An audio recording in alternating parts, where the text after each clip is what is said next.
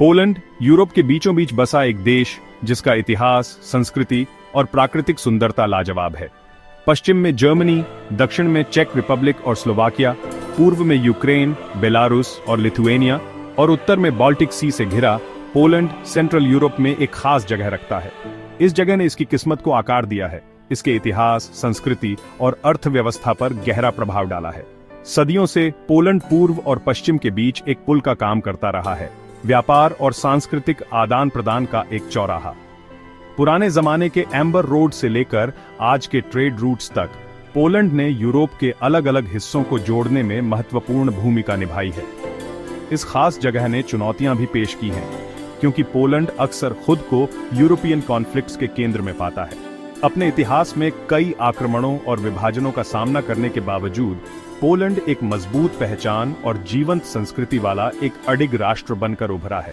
आज Poland European union और NATO का एक गौरवान्वित सदस्य है, जो डेमोक्रेसी और मार्केट इकोनॉमी में इसके सफल बदलाव का प्रमाण है। जैसे जैसे हम पोलैंड के विभिन्न पहलुओं में गहराई से उतरेंगे, हम इस मनोरम देश के अनोखे आकर्षण और स्थायी भावना को उजागर करेंगे। इसके खूबसूरत लैंडस्केप्स से लेकर इसके जीवंत शहरों तक पोलैंड यात्रियों और इतिहास के शौकीनों के लिए खोज की एक आकर्षक यात्रा प्रदान करता है।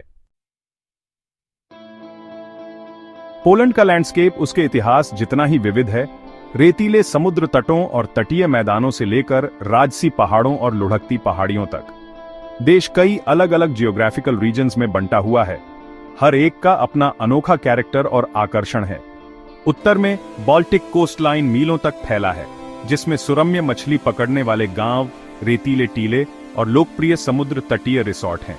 पोमेरेनियन बे अपने सुरक्षित पानी और आकर्षक द्वीपों के साथ सेलिंग और वाटर स्पोर्ट्स के लिए एक लोकप्रिय जगह है। अंदर जाने पर लैंडस्केप विशाल मैदानों और लोलैंड्स में बदल जाता है, जो पॉलिश एग्रीकल्चर का केंद्र बनता है। इन क्षेत्रों की उपजाऊ मिट्टी ने पोलैंड को ब्रेड बास्केट ऑफ यूरोप उपनाम दिया है। यहाँ कोई भी पारंपरिक गांव, गेहूं और सूरजमुखी के विशाल खेत और घुमावदार नदियां देख सकता है। दक्षिणी पोलैंड में कार्पैथियन माउंटेन्स का दबदबा है, जो एक राजसी पर्वत श्रृंखला है जो आश्चर्यजनक दृश्य, हाइकिंग ट्रेल्स और स्की रिजॉर्ट्स प्रदान करती है। टाट्रा माउंटेन्स कार्पैथियंस का सबसे ऊंचा भाग माउंटेनियरिंग और आउटडोर एंथुसियास्ट्स के लिए एक लोकप्रिय जगह है। पोलैंड नदियों और झीलों की बहुतायत से भी धन्य है, जो इसकी प्राकृतिक सुंदरता को बढ़ाता है। विस्चुला रिवर देश का सबसे लंबा और सबसे महत्वपूर्ण जलमार्ग कार्पेथियन माउंटेन से बाल्टिक सी तक बहती है। अपने रास्ते में कई प्रमुख शहरों को जोड़ती है। मसूरियन लेक डिस्ट्रिक्ट, जिसे लैंड ऑफ 1000 लेक्स के रूप में जाना जाता है, बोटिंग, फिशिंग और नेचर लवर्स के लिए एक स्वर्ग है। पोलैंड का इतिहास लंबा और जटिल है, जो महानता, त्रासदी और लचीलेपन के दौर से चिह्नित है। 10वीं शताब्दी में एक किंगडम के रूप में उभरने से लेकर आज के रिपब्लिक तक पोलैंड ने नाटकीय परिवर्तन देखे हैं और अनगिनत चुनौतियों का सामना किया है। पियास्ट डायनेस्टी, पोलैंड का पहला शासक वंश, ने 10वीं शताब्दी में पॉलिश राज्य की नींव रखी।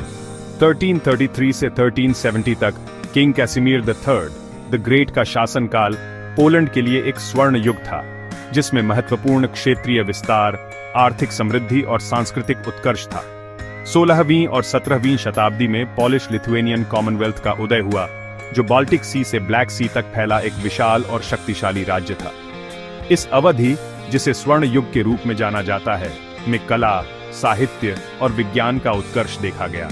हालांकि 18वीं शताब्दी विभाजन की एक श्रृंखला लेकर आई, जिसने पोलैंड को उसके शक्तिशाली पड़ोसियों प्रशा, रशा और ऑस्ट्रिया के बीच बांट दिया। 123 वर्षों तक पोलैंड एक स्वतंत्र राष्ट्र के रूप में अस्तित्व में नहीं रहा। इसका क्षेत्र विभाजित हो गया और इसके लोग विदेशी शासन के अधीन हो गए। हालांकि पॉलिश रेजिस्टेंस की भावना कभी कम नहीं हुई और 20वीं शताब्दी ने वर्ल्ड वॉर 1 के बाद एक स्वतंत्र राष्ट्र के रूप में पोलैंड के पुनरुत्थान को देखा। स्वतंत्रता का आनंद अल्पकालिक था, क्योंकि वर्ल्ड वॉर 2 एक और क्रूर कब्जा लेकर आया, इस बार नाज़ी जर्मनी द्वारा। युद्ध के दौरान भारी नुकसान झेलने के बावजूद पोलैंड अटूट दृढ़ संकल्प के साथ विनाश की राख से उभरा। 20वीं सदी के उत्तरार्ध में पोलैंड ने कम्युनिस्ट शासन के तहत संघर्ष देखा, लेकिन सॉलिडेरिटी की भावना डेमोक्रेसी और स्वतंत्रता के लिए एक जमीनी आंदोलन अंततः प्रबल रहा। 1989 में पोलैंड ने अपना पहला स्वतंत्र और निष्पक्ष चुनाव आयोजित किया, जो कम्युनिस्ट शासन के अंत और डेमोक्रेसी में इसके संक्रमण की शुरुआत का प्रतीक है। तब से पोलैंड ने अपनी अर्थव्यवस्था के पुनर्निर्माण, अपने डेमोक्रेटिक संस्थानों को मजबूत करने और विश्व मंच पर अपनी जगह वापस पाने में उल्लेखनीय प्रगति की है। 1989 में कम्युनिज्म के पतन के बाद से पोलैंड ने एक उल्लेखनीय परिवर्तन किया है, खुद को एक स्थिर और जीवंत डेमोक्रेसी के रूप में स्थापित किया है। देश एक पार्लियामेंट्री रिपब्लिक के रूप में कार्य करता है, जिसमें एक बहुदलीय प्रणाली और कार्यकारी, विधायी और न्यायिक शाखाओं के बीच शक्तियों का स्पष्ट पृथक्करण है। पोलिश राजनीतिक व्यवस्था के केंद्र में सेम और सेनेट, पोलिश संसद के 2 सदन हैं। सेम, निचला सदन, आनुपातिक प्रतिनिधित्व द्वारा चुने गए 460 सदस्यों से मिलकर बनता है। सेनेट, ऊपरी सदन, एकल सदस्य निर्वाचन क्षेत्रों में चुने गए 100 सीनेटरों से मिलकर बनता है। पोलैंड का प्रेसिडेंट राज्य के प्रमुख के रूप में कार्य करता है, जो 5 साल के कार्यकाल के लिए चुना जाता है। प्रेसिडेंट के पास महत्वपूर्ण शक्तियां होती हैं, जिसमें प्राइम मिनिस्टर की नियुक्ति करना, जो सरकार का प्रमुख होता है, और सशस्त्र बलों की कमान संभालना शामिल है। हालांकि प्रेसिडेंट की शक्तियां संसद द्वारा संतुलित होती हैं, जिसे सरकार के कार्यक्रम को मंजूरी देनी चाहिए और प्राइम मिनिस्टर में अविश्वास प्रस्ताव पारित कर सकती है। डेमोक्रेसी के प्रति पोलैंड की प्रतिबद्धता उसके जीवंत नागरिक समाज, स्वतंत्र मीडिया और मानवाधिकारों के सम्मान में स्पष्ट है। देश में नागरिक जुड़ाव की एक मजबूत परंपरा है, जिसमें कई गैर सरकारी संगठन सार्वजनिक जीवन में सक्रिय रूप से भाग लेते हैं। डेमोक्रेसी में पोलैंड का संक्रमण चुनौतियों के बिना नहीं रहा है। हालांकि डेमोक्रेटिक सिद्धांतों और कानून के शासन के प्रति देश की प्रतिबद्धता ने एक स्थिर और समृद्ध समाज सुनिश्चित किया है। आज पोलैंड मध्य यूरोप में डेमोक्रेसी का प्रतीक है, जो शांतिपूर्ण परिवर्तन की शक्ति और अपने लोगों की स्थायी भावना का प्रमाण है।